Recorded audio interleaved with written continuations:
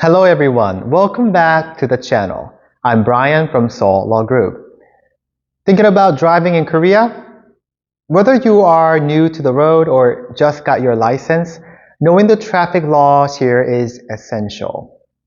Today, we're going to cover the key road rules that every driver in Korea should know, especially in 2025. Let's get into it. First up, drunk driving. Yes, it's illegal, but here's what the law actually says.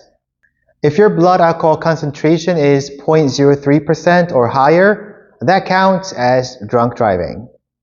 And depending on how high it is, the penalties get more serious.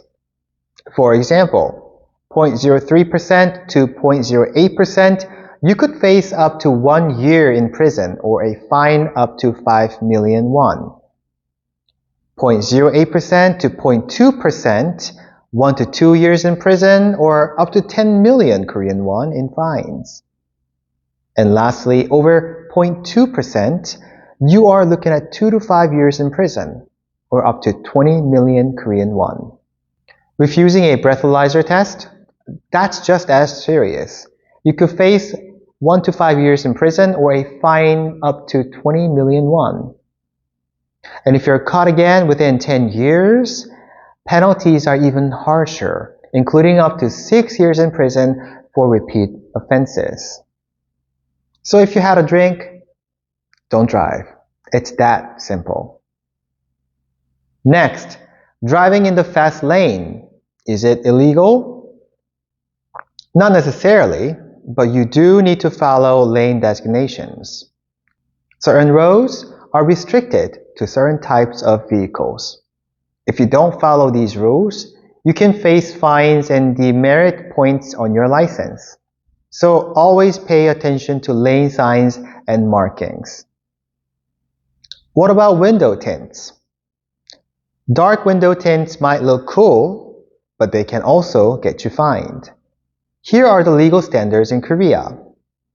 Front windshield, at least 70% visibility. Driver's side front window, at least 40% visibility.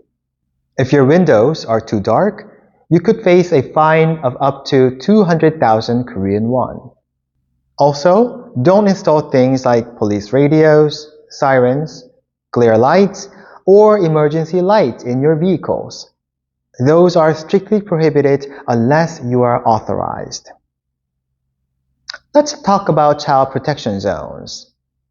These are the school zones around places like kindergartens, elementary schools, daycare centers, and even international schools.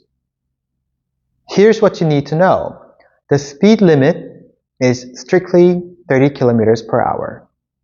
Parking and stopping are not allowed unless directed by a police officer.